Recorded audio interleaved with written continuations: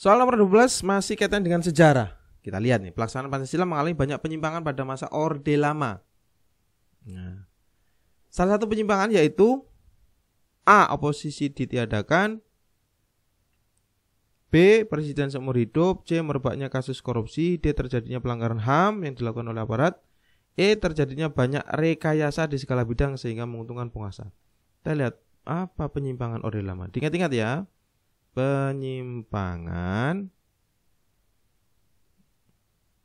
Orde Lama. Apa saja ini? Yang pertama,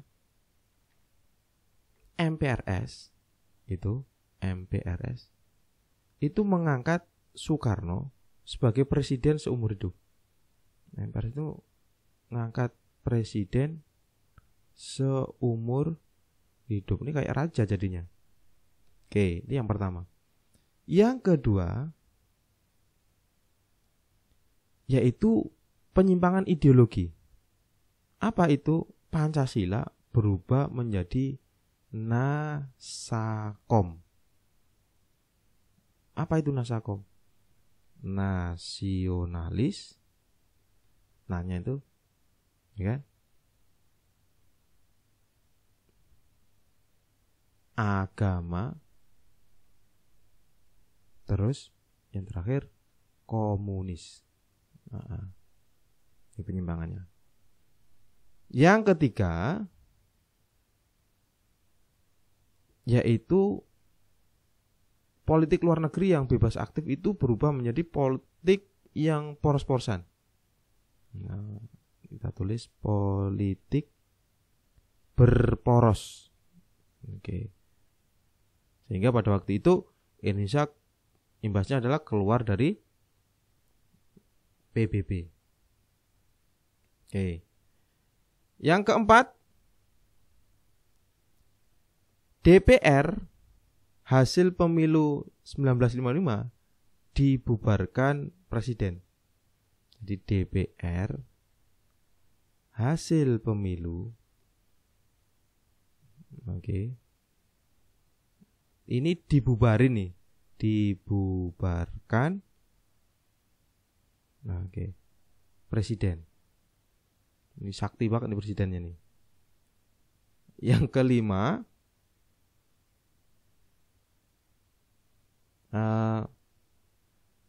itu adalah hak budget anggaran nih DPR tidak berjalan.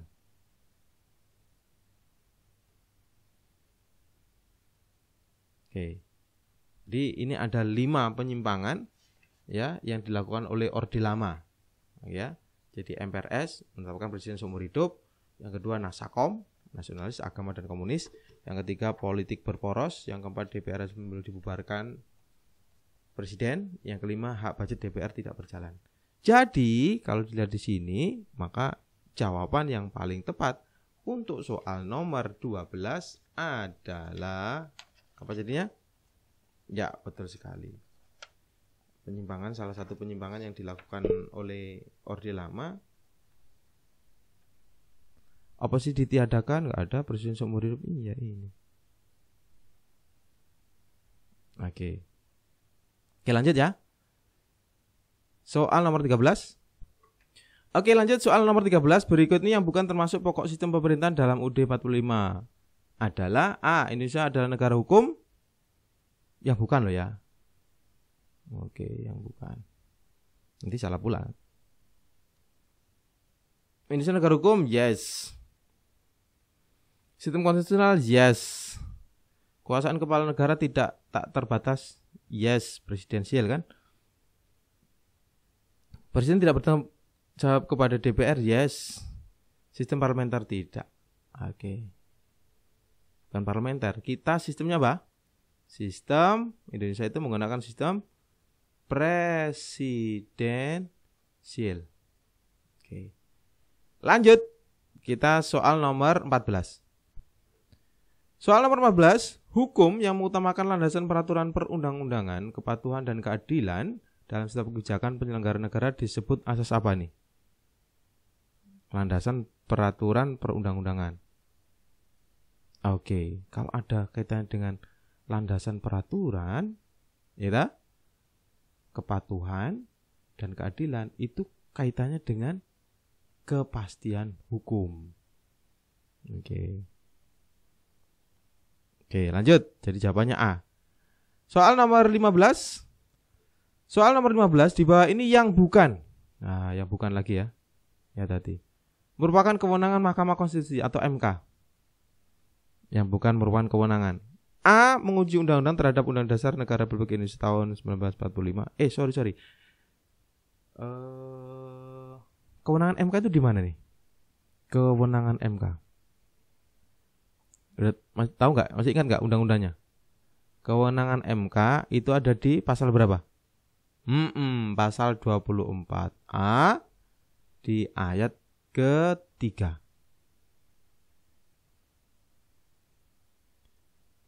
Oke.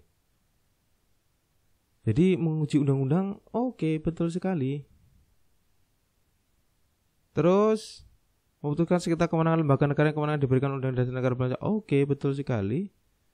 Memutus pembubaran partai politik, oke, betul sekali. Ini milik MK ini yang kemarin sidang-sidang panjang-panjang itu. Dia memutuskan perselisihan tentang hasil pemilihan umum, iya betul. Mengusulkan pengangkatan hakim agung.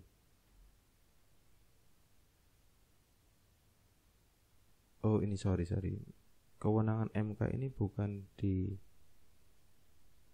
Oke ya. Oke. Bukan di situ ya. Kewenangan MK. Ini mengusulkan ini 24A ini miliknya ini. Ini 24A ayat 3. Nih, miliknya siapa nih? Iya, betul sekali. Ini KY. Tadi pengangkatan hakim agung, ya. Hakim agung itu KY diusulkan ke DPR. Nah, hakim agung itu dari KY ke DPR. Nah, ditetapkan presiden, nah kan? Presiden menetapkan. Oke, sip ya. Jadi yang bukan ini kewenangan MK adalah yang E. Ingat ya. Kewenangan MK itu menguji undang-undang. Sengketa bukan sengketa lembaga negara loh ya ini. Pembubaran partai politik.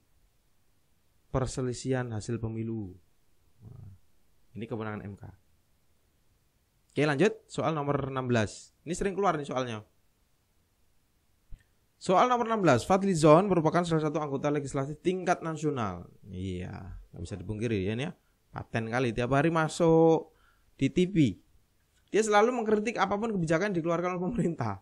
Hal itu dia lakukan karena sebagai anggota Dewan Perwakilan Rakyat sudah menjadi kewajibannya dan hal itu telah dilindungi oleh undang-undang.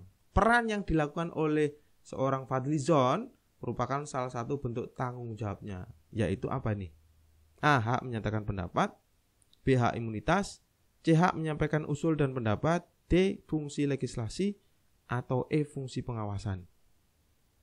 Iya betul sekali. Ini kaitannya dengan fungsi pengawasan anggota dewan.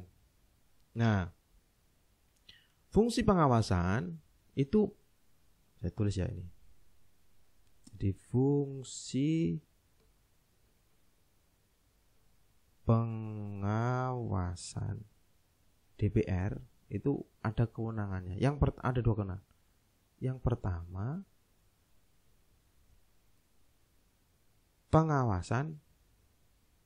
melakukan pengawasan terhadap pelaksanaan undang-undang, ya, APBN dan kebijakan pemerintah. Oke. Yang kedua, membahas. Nah, oke. Membahas dan menindaklanjuti hasil pengawasan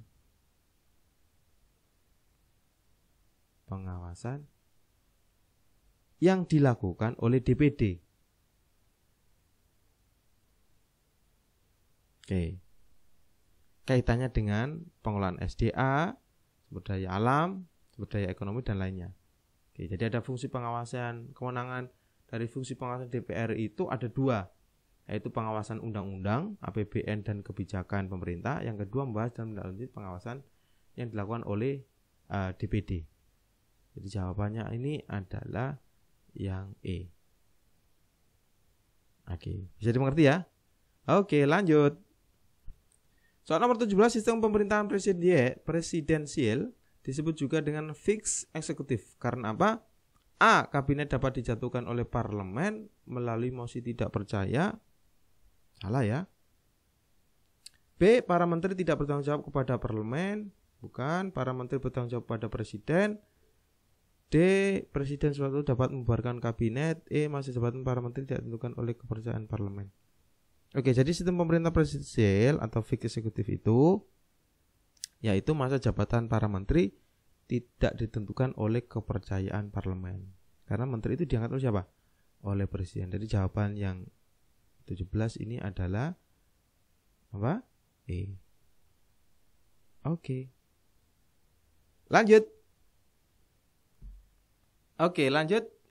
Kita soal nomor 18. Badan Pemeriksa Keuangan memiliki kewenangan melakukan melakukan pemeriksaan negara. Hasil pemeriksaan keuangan negara diserahkan kepada lembaga negara apa? Oke. BPK ya. Ini BPK. BPK itu diingat ada di pasal berapa? Ya, betul sekali. 23 dan turunannya ada 23 A, B, C, D, E. Nah, kaitannya dengan kewenangan itu ada di 23E. Ya. 23 itu ada 3 ayat. Oke. Yang pertama ya. Itu ayat pertama pengelola. Oke. Diingat. Pengelola keuangan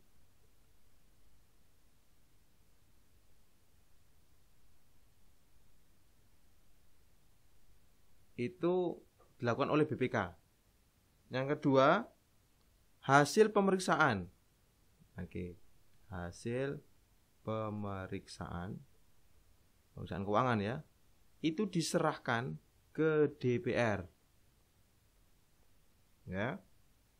DPD dan DPRD. Nah, kan? Yang ketiga, tindak lanjut. Oke, tindak lanjut dari hasil pemeriksaan. Tindak lanjut hasil pemeriksaan. Oke. Di Badan Pemeriksa Keuangan itu ada di pasal 23.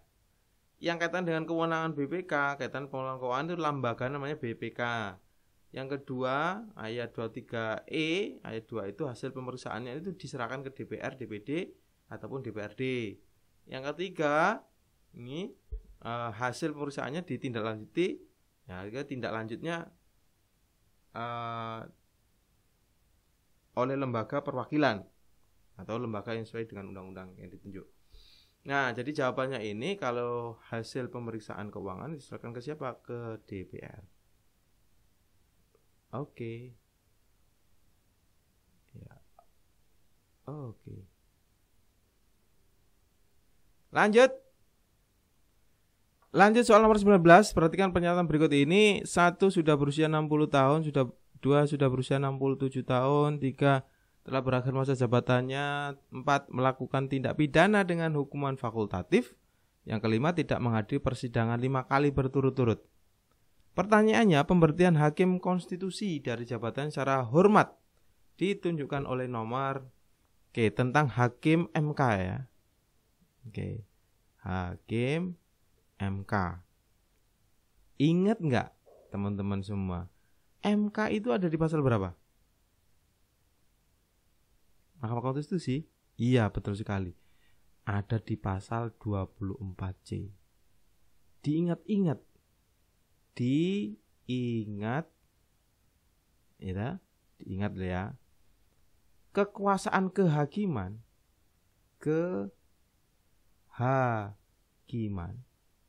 itu berada di mulai di pasal 24. Kekuasaan kehakiman itu ada di pasal 24 dan turunannya. Ya kan? Nah, kalau MK itu ada di 24C. Ngebahas sedikit tentang MK. Ya, tadi kan di soal sebelumnya sudah tahu tuh kaitannya dengan MK tadi. Oke, fungsi MK, kewenangan MK. Oke, sekarang mau tanya nih. MK itu punya berapa anggota? Anggotanya hakim MK. Anggota. Iya, ini ada di ayat ketiga. Ayat ketiga. Betul sekali, ada 9. Anggota MK itu ada 9. Nah, 9 orang ini itu diusulkan oleh 3 lembaga. Masing-masing dapat 3 berarti kan? Masih di ayat ketiga itu. Betul sekali. Siapa yang mengusulkan itu? Yang pertama yang ngusulin 9 orang itu MA, Mahkamah Agung. Yang kedua DPR. Yang ketiga Presiden. Oke, jadi saya ulang lagi, hakim MK itu jumlahnya itu ada 9 orang. Nah, 9 orang itu ada di ayat ketiga di pasal 24C. Nah, 3 orang itu diusulkan oleh 3 lembaga, MA, DPR, dan Presiden. Gitu ya. Oke, ini sebagai pengingat untuk MK. Karena ini sering keluar soal tentang bukan pasalnya yang dikeluarin, tetapi di dalam isi pasal. Nah, oleh karena itu teman-teman harus ingat pasal itu isinya apa. Karena tidak jauh-jauh dari situ. Oke, nah sekarang pertanyaannya, pemberhentian hakim konstitusi secara terhormat. Oke, kalau secara terhormat, hakim konstitusi ini ada ketentuannya ini. Tidak ada dalam undang-undang dasar, tapi ada ketentuan tersendiri, yaitu yang B. Oke. Apa itu? 2 dan 3. Usianya sudah uzur, telah berakhir masa jabatannya. Oke, lanjut. Berikutnya soal nomor 20, kebijakan pemotongan nilai uang atau sharing. Pemotongan nilai uang, yaitu memotong semua uang yang bernilai 2,50 ke atas. Harga nilainya tinggal setengahnya. Itu terjadi pada Menteri Keuangan dijabat oleh siapa itu? A. Safrudin Prawiranegara, B. Wilopo, C. Ali Sastro Amijoyo, D. Burhanuddin Harahap, E. Sri Sultan Hamengkubuwono ke-9. Ya, betul sekali. Ini censoring itu terjadi tahun 1950 ya. 1950. Pemotongan nilai mata uang.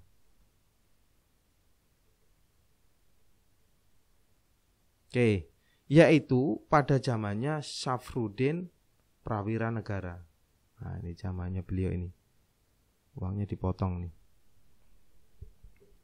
Nilainya yang dipotong. Supaya apa tujuannya pemotongan uang? Nih kalau ditanya ini tujuan dari pemotongan ini apa? Yaitu menanggulangi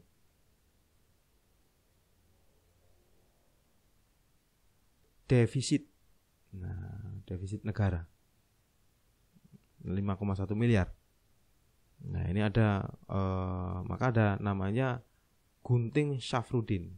Nah, istilahnya.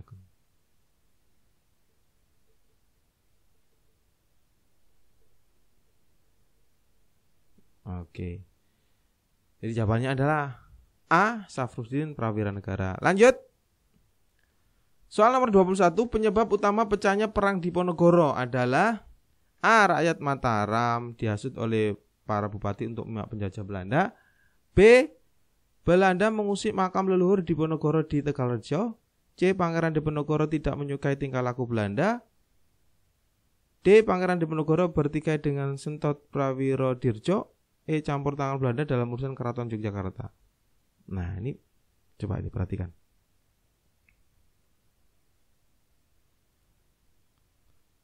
Jadi ada dua sebab. Oke. Perang Diponegoro. Nah, terjadinya perang Diponegoro itu ada dua sebab.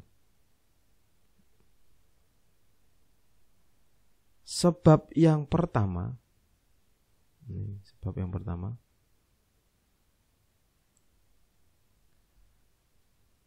sebab umum ya. Ini rakyat menderita. Oke, rakyat menderita karena pajak. Yang ditetapkan oleh Belanda. Dan Belanda mencampuri urusan Keraton Yogyakarta.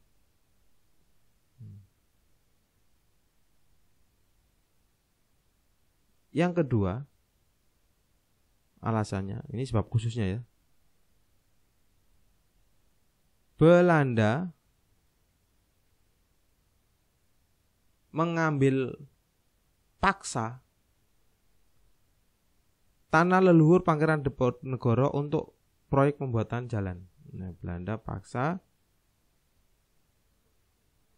tanah leluhur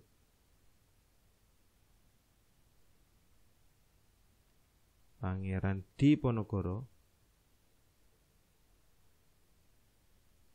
untuk jalan. Jadi ada dua nih.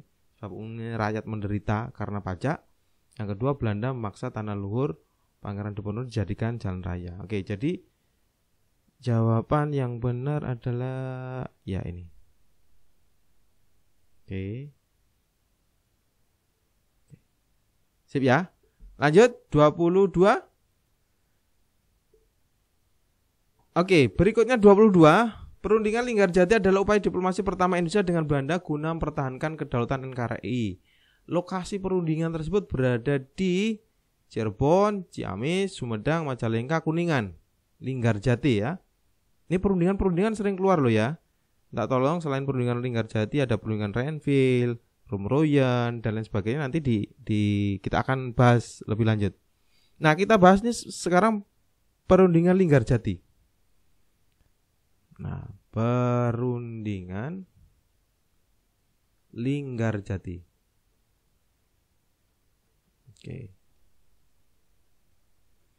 Oke.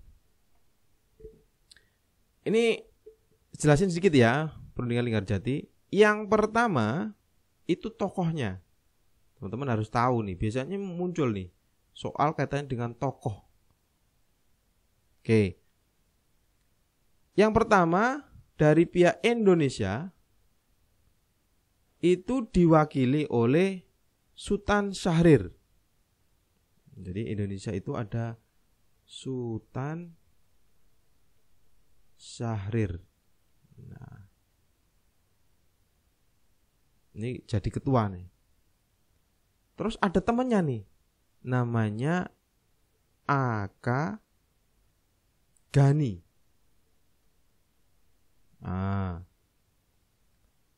Terus ada 4 orang soalnya. Susanto, Tirto Projo. Yang terakhir Muhammad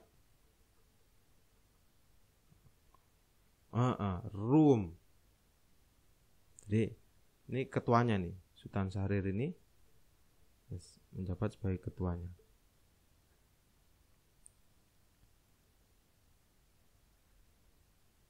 Yang berikutnya dari pihak Belanda. Ini Belanda.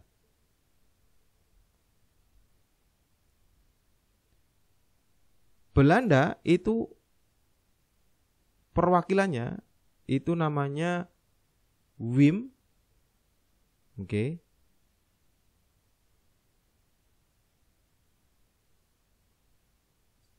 Schermerhorn, oke. Terus ada Max von Paul, oke.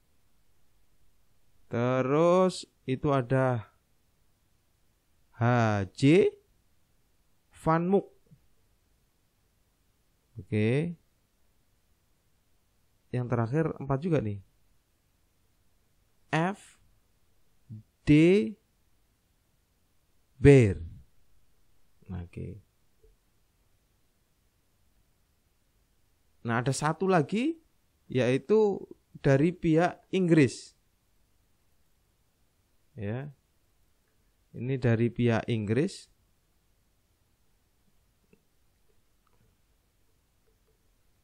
Sebagai tuan rumah ini. Sebagai mediator maksud saya. Itu namanya Lord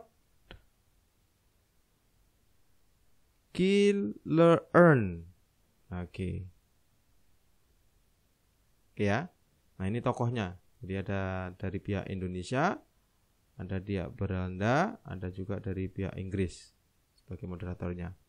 Nah, isi perjanjiannya, isi perjanjian.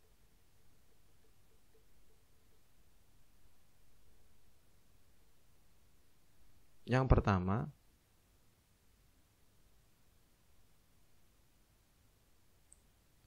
Belanda mengakui secara de facto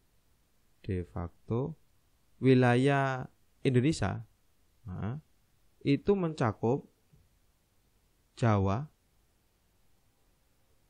Sumatera, dan Madura. Oke, yang kedua, Belanda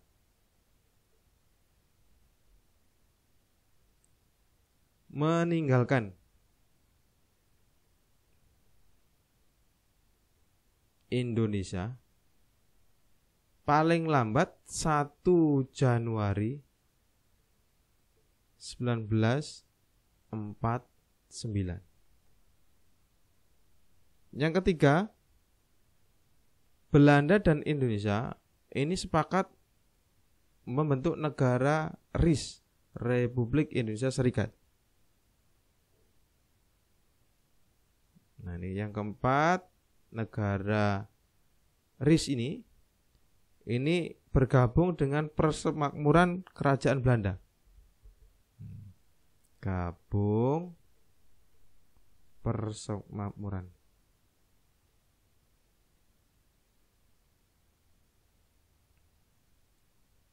Kerajaan Belanda. Oke ya. Nah, jadi ini kaitan dengan perundingan Linggarjati. Ya, ada tokohnya. Ada Indonesia itu di Sultan Syahrir, Akagani, Sultan Tirtoprodjo, Muhammad Rum. Dari Belanda ada Wim, Max, H.J. de Beer. Inggris Lord Killearn. Isi perjanjiannya, Belanda secara de facto mengakui Jawa, Sumatera, dan Madura masuk wilayah Indonesia. Yang kedua, Belanda paling lambat meninggalkan Indonesia pada tanggal 1 Januari 49. Yang ketiga, Belanda dan Indonesia sepakat membentuk Republik Indonesia Serikat. Yang terakhir, RIS gabung ke Persemakmuran Kerajaan Belanda. Nah, pertanyaan tadi belum kejawab tuh. Lokasi perundingan tersebut berada di mana? Nah, lokasi itu berada di Linggarjati, itu ada di Kuningan. Nah, di Linggarjati itu ada di Kuningan. Ya. Cilimus, Jawa Barat.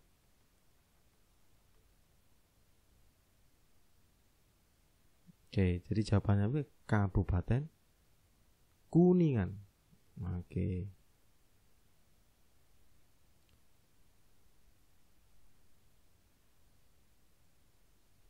Ini bukan Ciamis ya, Cilimus.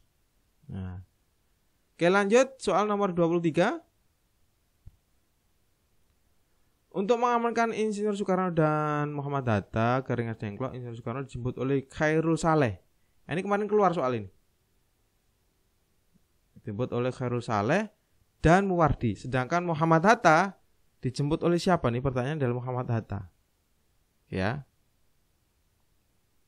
Nah, jadi Muhammad Hatta itu dijemput oleh Sukarni dan Yusuf Bunto. Oke. Jawabannya yang A. Oke. Itu dulu teman-teman pembahasan kita di TWK kali ini. Nanti akan kita lanjut dengan soal-soal TWK yang lainnya. Mudah-mudahan tetap semangat buat teman-teman sekalian.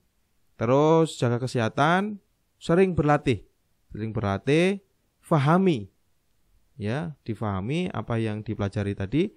Mudah-mudahan tiket masuk menjadi pegawai negeri sipil ada di tangan teman-teman semua. Saya doakan mudah-mudahan sukses buat kalian semua. Sampai di sini dulu. Sampai jumpa. Assalamualaikum warahmatullahi wabarakatuh.